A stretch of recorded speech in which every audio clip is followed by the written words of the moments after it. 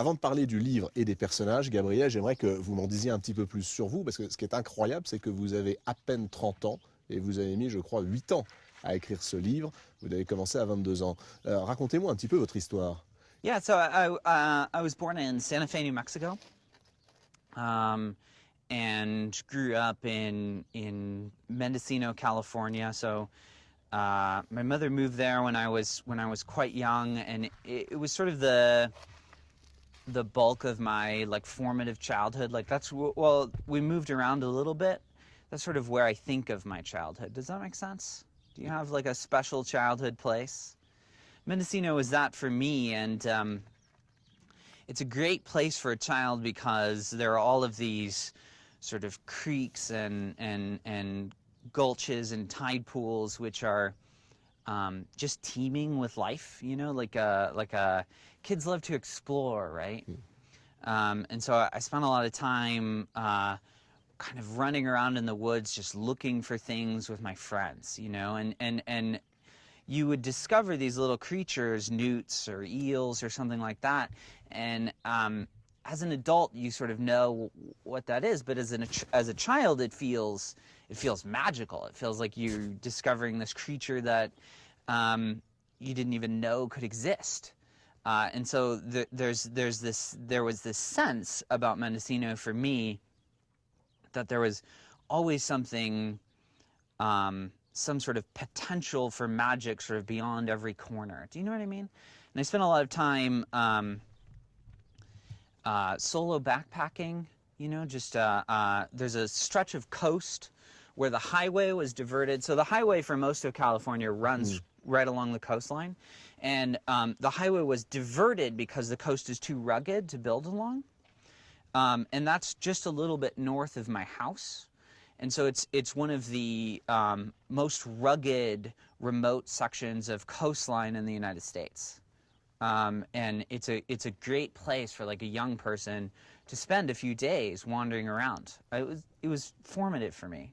Là, vous me racontez votre vie sauvage en tant qu'enfant, mais est-ce que vous étiez tout le temps dans la nature ou est-ce que quand même vous aviez une éducation particulière? Comment ça se passait à l'école? Quel genre d'enfant étiez-vous? Plutôt solitaire, plutôt rêveur, plutôt travailleur? Yeah. I was really fortunate to have good teachers. I wasn't very good at school.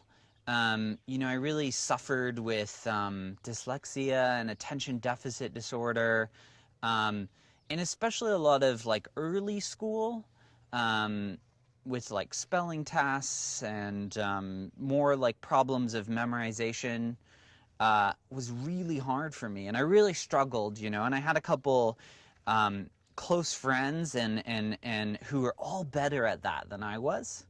You know, like, so I would do so poorly on reading tests and on spelling tests and felt like really lost and frustrated. So I kind of had a hard time.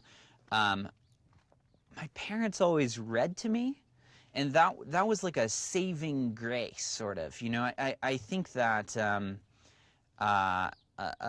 Elizabeth really instilled like a love of books and of storytelling very early, and that was a great comfort. And at a certain point I started I came very late to reading. I had a lot of trouble reading. I had I was really plagued with learning disabilities that made it very difficult.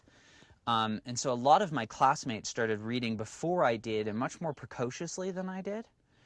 And I was pretty uninterested in a lot of like kids books. You know, like they just didn't capture my imagination. And then at a certain point I discovered like pulp sci-fi and started reading pulp sci-fi all the time, and kind of it transformed my reading. You know, all of a sudden I discovered the stories because my parents had been reading to me for a long time.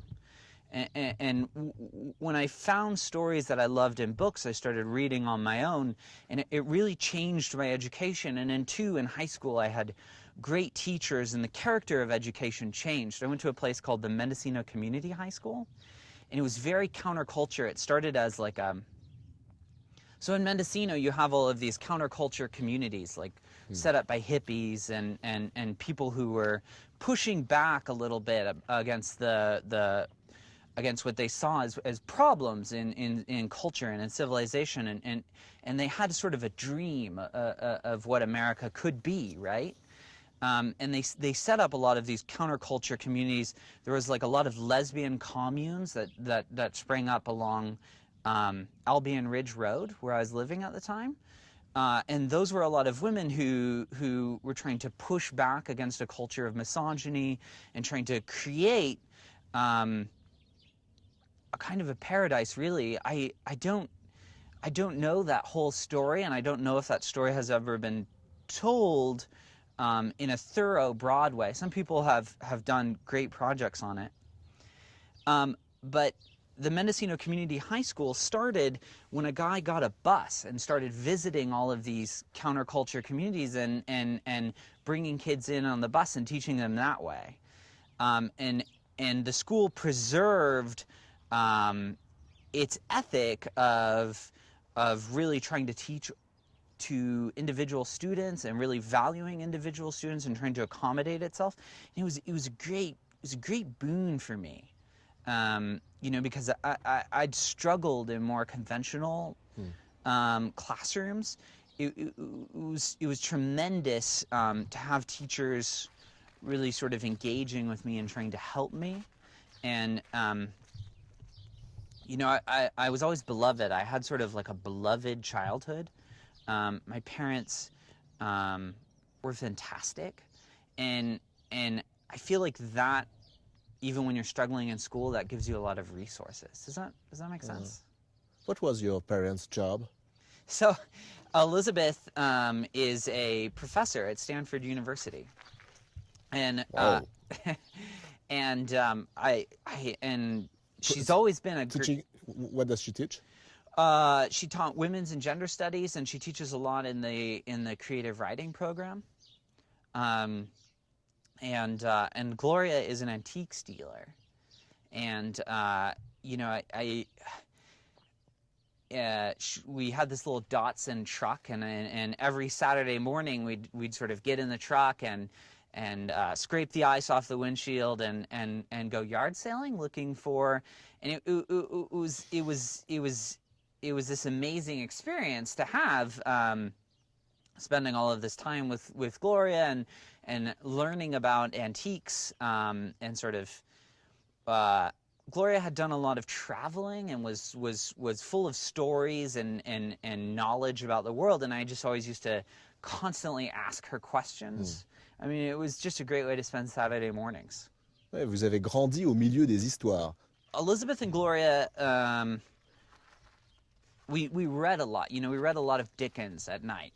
And The Golden Compass, and you know, a great favorite with me was Nicholas Nickleby, David Copperfield. But they were both very nuanced thinkers about society and about gender and politics, and we lived in this very counterculture place, where there were a lot of high ideals. You know, I had this experience, like, I really felt a lot of ownership of the classics. Like, I felt the tremendous accessibility of Plato and of philosophy as a young person. And then I discovered, like, when I went to college, I discovered a totally different attitude, right? Which was the attitude that this was sort of academic, that people were no longer engaged with these questions. But when I was a child, you know, my philosophy teacher in high school is a Platonist. Like, he thinks Plato was right about the world, which sort of no one thinks that. Like, we study Plato for historical reasons, but Jim Jennings, who is this great, enthusiastic teacher, believed that, like, Plato had gotten it right in some essential way.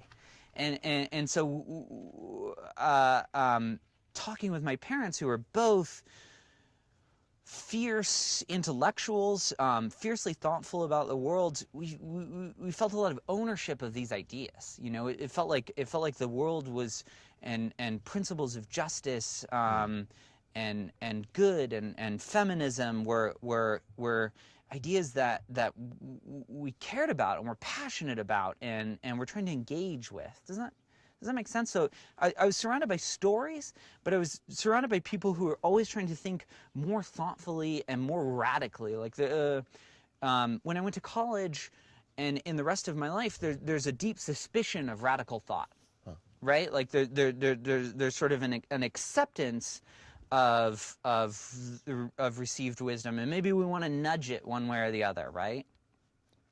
But I grew up in a place that was truly radical, and that changes one's perception a little bit of the assumptions in society. Does that make sense? And so that was a really important thing that my parents did for me, is always being thoughtful about that stuff. Quand est-ce que vous